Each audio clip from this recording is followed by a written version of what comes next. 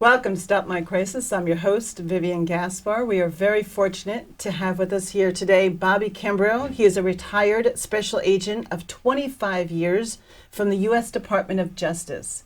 He has traveled here all the way from North Carolina to give us extremely valuable insight today on bullying in schools. And even though this isn't something he covered in his time as a special agent, he's become very involved during his retirement time. Welcome, Bobby, and thank you so much. This has become an epidemic. Tell us about your experiences, please. Well, first of all, let me say thank you for having me here. The pleasure is mine. I'm grateful to be here. But the subject of bullying, I think, deserves a lot of conversation. For the last year or so, since retirement, I've been working in one of the public schools in North Carolina, which was having behavioral issues, bullying being one of them. So for the last year, I've been very much instrumental in trying to curtail the issue of bullying. 20% of kids that attend school have issues with bullying, while 64% of kids never mention it to their parents or bring it to anyone. So, when I think of bullying, the things that come to my mind is the issues that are happening in school system. One of the issues that we had several years ago, a young man was being bullied the whole school year. Toward the end of the school year, the same gentleman that had been bullying him has sent a message that he was going to actually beat him up, do him harm. So toward the end of the school, the young man that had been bullied brought a weapon to school, a firearm, and he discharged it, striking the gentleman. Law enforcement got involved. They had to shut the school down. It became a crisis. So I'm very grateful that you are covering the subject of bullying. Well, so let's go back to that story for a second. The young man who was the victim, who bought a handgun into school, how old was he? He was about 16 years old, 15, 16 years old. 16 years old. And how old was the person who was the gentleman who was bullying him, who 17. was the victim? 17. So these are older kids. They're not ignorant of what a gun is about. Oh, no. Did he come to school with the goal of killing the bully?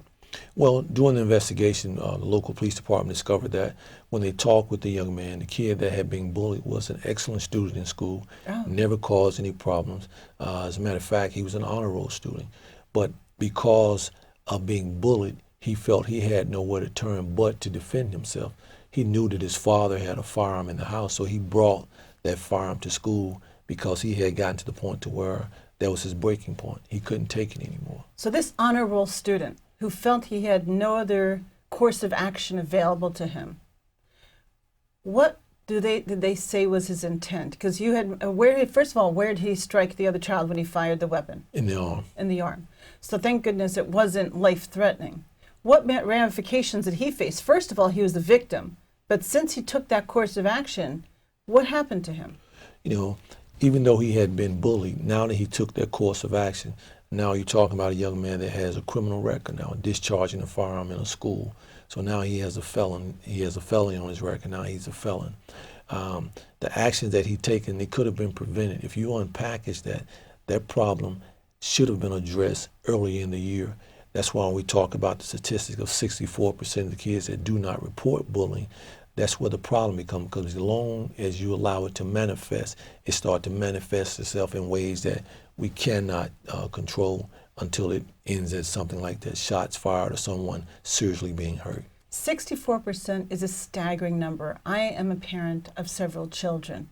I'm afraid that if suddenly something happens that brings it to light that if one of my children was being a victim of bullying and they never said anything, what should we do as parents? So, for example, unfortunately, only literally a few days ago, I found out from one of the parents of my son's friends that in their community, a 12-year-old girl hung herself. Her parents found her hanging by the means of a belt.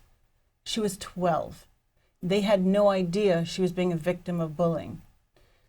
It turns out that she had reported it at some point. They didn't realize it was to that extent. So they knew she was having some issues, but not that it was a severe bullying situation. And it turned out, when they found the records, that the bully had texted her how angry she was that the victim had reported her to the school. And she said, she had obviously, the bully was so upset of being reported. Mm-hmm. She said, why don't you just go hang yourself, kill yourself? And the young girl, the 12-year-old girl in 6th grade, did just that. So what else can you tell parents that can be something, an action to take? Because if you don't even know it's happening, you don't want the alternative. You don't want your child then taking a handgun to the school, and almost luckily that there was only one target, the actual bully. But hasn't it been the case where a child who brings a handgun to the school then shoots many children, not just the intended bully that they were thinking of harming initially?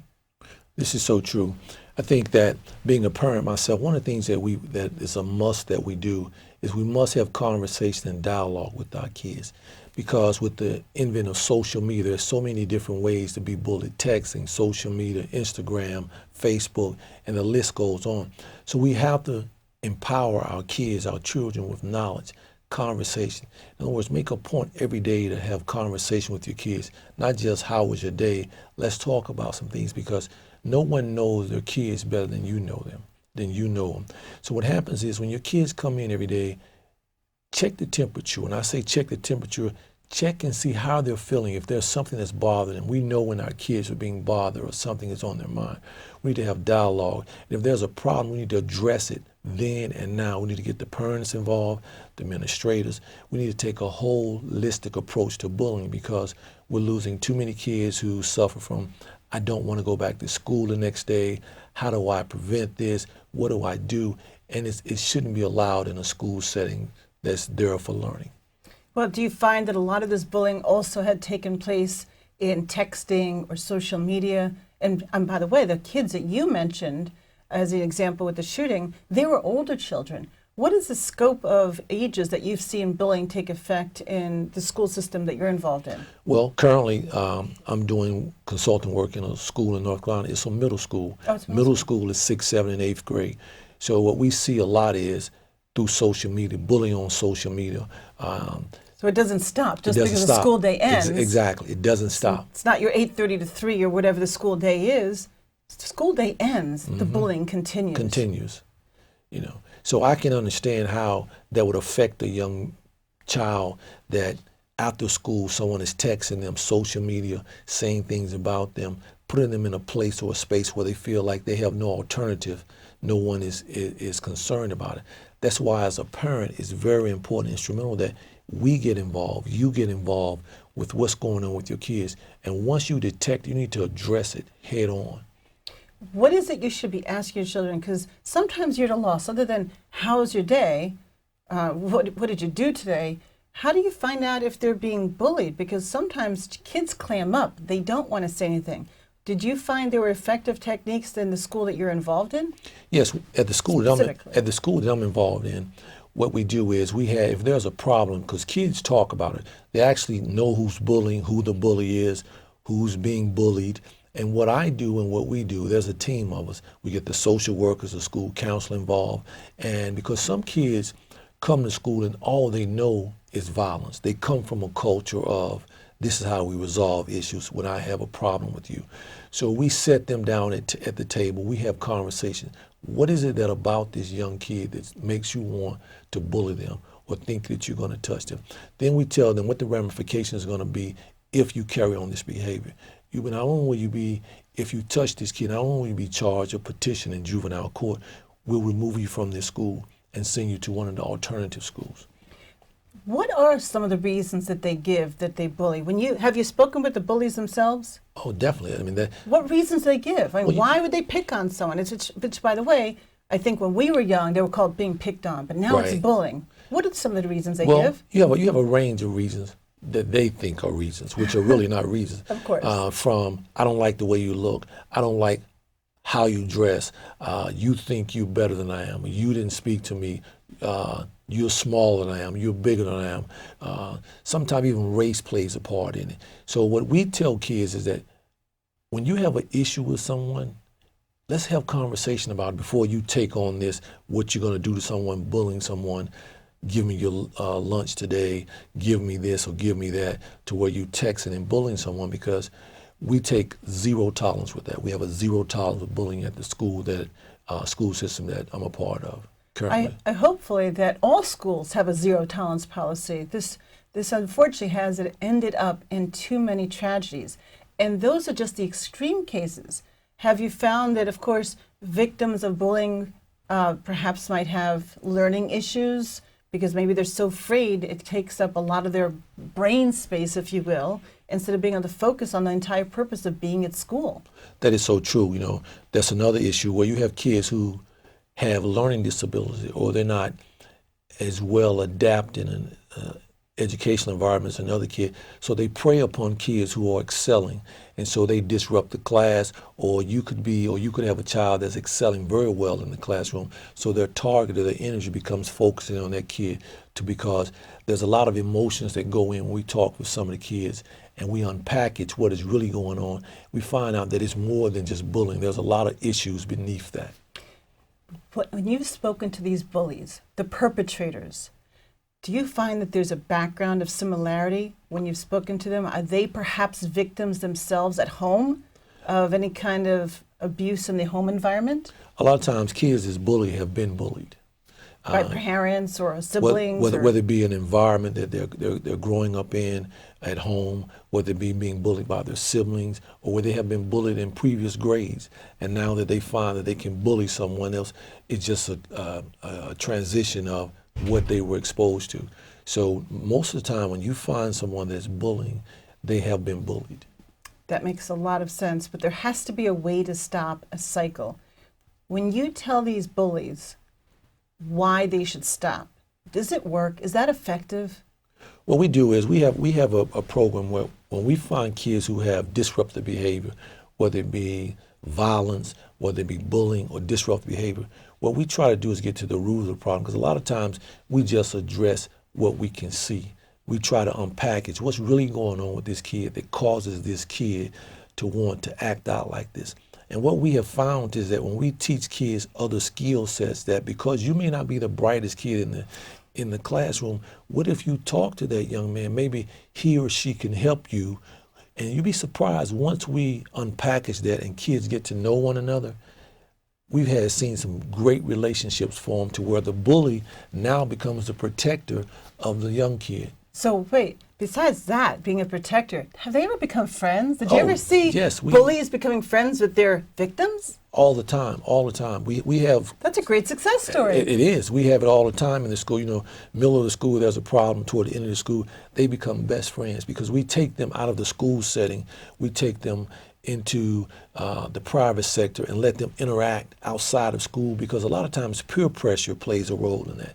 You know, if you're the bully, you got to assume this role every day. Wow, that almost sounds like it's hard work to be a bully. Yeah. They got to keep up that responsibility to the peers. True, yeah. Well, this is really enlightening information. So if you have just one more tip, if you are a parent and you suspect that your child could be bullied, because that 64% is a very disturbing number to me of what goes unreported. Give us one more thing. If you're a parent, I'm a parent, what's something else we should be saying to our kids perhaps daily? One thing you should say to your kids daily, every day, is that if there's a problem, you can always talk to me about it. And if there's a problem, we're going to resolve it. I'm going to resolve it where it's best for you. Always have dialogue with kids. Know what's going on in your kid's life all the time, especially at the middle school level. That's great. Thank you so much, Bobby. No, the pleasure is mine. This has been extremely important. And thank you for the great work you're doing with the kids in that school. They're so fortunate to have you. Thank you. Thank you. This is a problem we are so grateful to address, and so we can curb this humongous epidemic. Grace was one of those special students that make you feel proud to be a teacher. She was kind to everyone, curious about the world. I knew something was wrong pretty early on, and suspected she was being bullied. She started avoiding other kids. She skipped school. As a teacher, you hear rumors, but it's so hard to know what's really happening. It broke my heart to watch her turn inwards like that, to shut down. I felt helpless. I still feel helpless.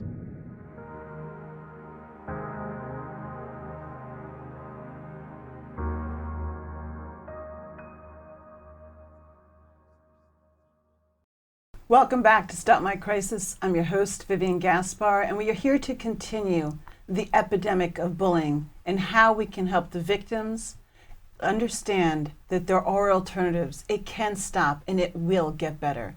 Here with us today is Taryn Abrahams, a marriage and family therapist with over 10 years experience. Taryn's main focus is helping families and children overcome life's obstacles. Welcome, Taryn. Rihanna, Chris Rock, Jennifer Lawrence. These are just a few examples of A-list celebrities that have come forward and have admitted to experiencing bullying as a child. In fact, Chris Rock has actually spoken about this, that if it wasn't for his bullying, he wouldn't have developed his wit and humor. So I bring that up because we all have a lot of us have personal stories, especially celebrities. An interesting fact, 1 out of 3 children in the United States admit to experiencing some form of bullying in school. In school. Now, how has that evolved with the onset of social media? With nearly every child from middle school on age up has a cell phone, which leaves them always connected to the world through text and social media. How has that changed? Well, it definitely complicates the situation. In the past, bullying would happen in school and the child would go home and it would be done for the day. And then they would have peace of mind. Unfortunately, with social media, there is a multitude of ways that the bully can attack the victim. And it's important to understand there's many different types of bullying. The most common is verbal and social, but cyberbullying is unfortunately on the rise. What is cyberbullying? And let's take a step back. Sure. Let's define the actual word. What is bullying versus Yes. just being called names Exactly, or teasing, the way it used to be? Right. So bullying actually, it's interesting. It wasn't until 2014 that the Center for Disease Control and the Department of Education teamed up and created a federal official definition of bullying. And they describe it as there needs to be 3 components. There needs to be aggressive behavior, there needs to be an imbalance of power, and there needs to be repetition. If those 3 components are in play, then that is a situation of bullying. What qualifies as repetition? How many instances? Sure. I would say more than a few. If something happens once or twice, we can easily define that as maybe just picking on them, certainly not justifying, but to really fully, properly define bullying, it's more of a chronic occurrence, it's more of a regular occurrence, if you will. Cyberbullying, going back to your original question, is using electronics and technology. So for instance, sending a text message, sending a threat over a text message, or posting something on Facebook or Instagram or Snapchat or some of the more common social media websites. Simply posting things on the web using those mediums, that is exactly what cyberbullying is. And the question really becomes, what do we do about that? What do we do about cyberbullying? And the first thing is, and this is really critical, what really drives someone to bully? These are typically very insecure children. These are typically children that don't have power at home. Perhaps they're being bullied in their home. We have found over the course of years and studying and research that this is learned behavior. Now, who are they learning it from? Other kids at school, or it can be that being abused at home? Absolutely. Usually this stems from the home. So cyberbullying, it's really important when you're addressing cyberbullying that you don't give the bully power. How do you remove the power from the bully? You don't respond to the text. You take pictures and you document. That is critical. You document everything you receive. You take a snapshot of what you see on Facebook or Instagram.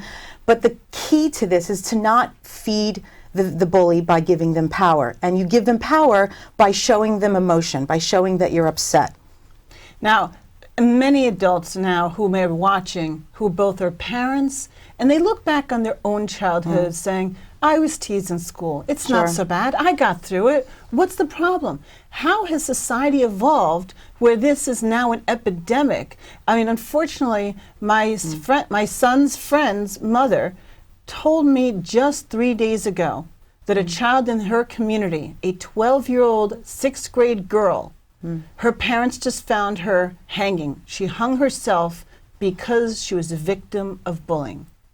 What has gotten these children to the point of hanging themselves because they can't take it? Where there's so many people in our age group that just dealt with it. Oh, we just got picked on in school. What happened? What's the change? Well, I think a big change is the fact that we do have the internet. And there are many different mediums and ways that, unfortunately, bullies can attack their victims. I think it's always been around. I just think we now have better language to talk about it.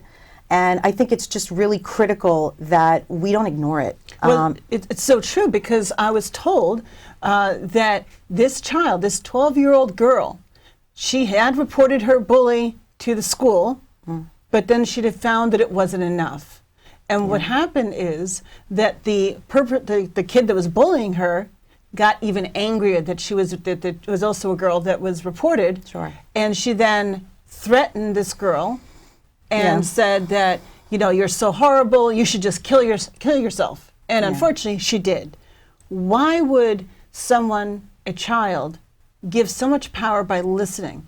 Is there a way that we can strengthen our children to be more resilient, to not listen to things of that nature? Of course, of course. I think it starts with the parents. I mean, it's really important that we give our children that ability to have that dialogue. It's critical that as parents, we don't judge our children. It's interesting. We've all been children at one point.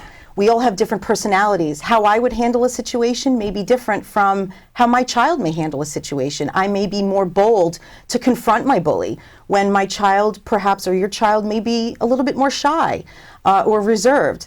So it's really important that we give them the ability to talk about it and not minimize it. I think also, too, we as parents, we sometimes fall into that trap of, kids just being kids. Well, when I was young, they'd tell me, just grow a thick skin. Don't let it bother you. Let it roll off your back. Sure. And are children more sensitive now that they're unable to do this? No, I don't think so. I just think it's important that we give our children the ability to talk about it.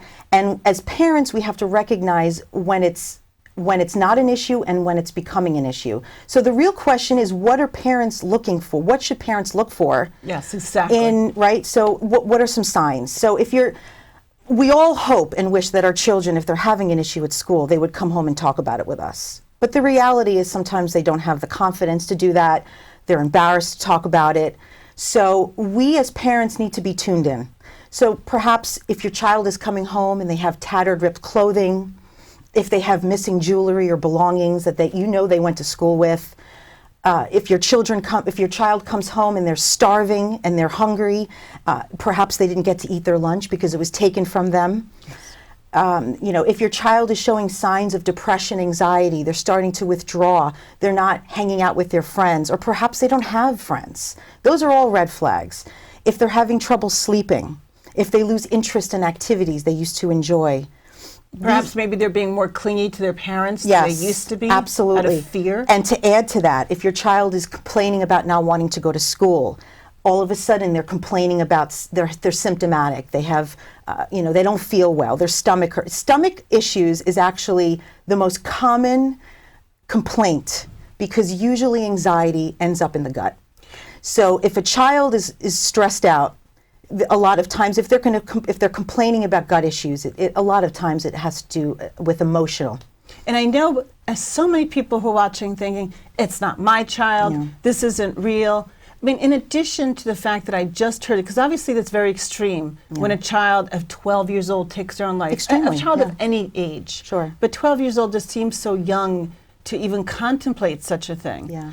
But unfortunately, I know more. I mean, in my personal life, one of my closest friends, their child is such a victim of bullying. Their child then ended up refusing to go to school, and they had to be homeschooled, and then effectively will be changing schools because of being bullied to such an extent. It's a terrible. And now they have PTSD. And of course, did you see clients who had PTSD from bullying? Of course. I mean, it takes an emotional toll. And it's important that children have an ability to talk about it because we can carry that into our adult years too.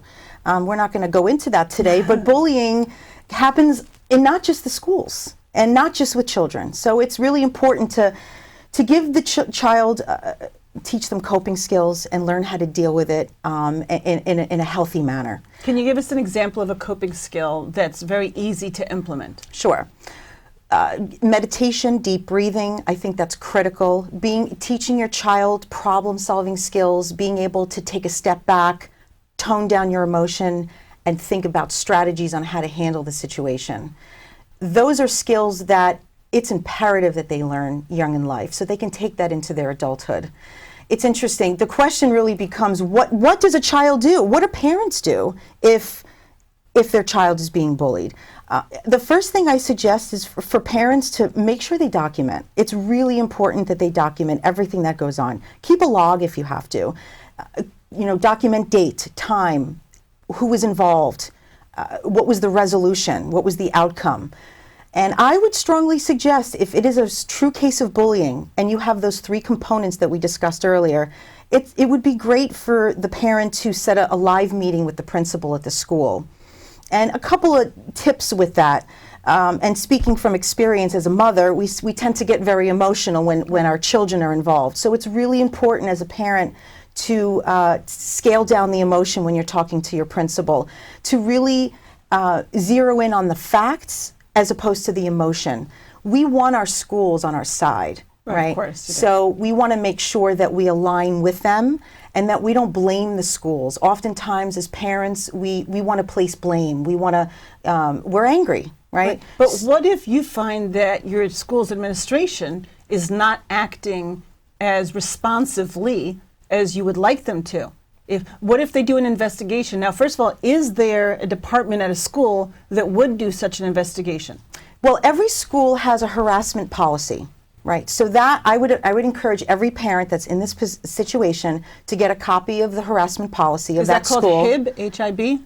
Yes. The Harassment, Intimidation, and Bullying Department, or yes. Head of Chair? Absolutely. But each school system has their own set of policies and regulations. So I, as a parent, I would suggest getting a copy of that and read over it, because perhaps the bully has violated the policy. And right then and there, you have a reason to act. If you don't feel supported by your school, I would encourage you taking it to a higher level. There are so many resources online. There are so many governmental websites that you can go to in your state. So there is a lot of resources and support out there for the parents. Well, we've covered what the parents should do.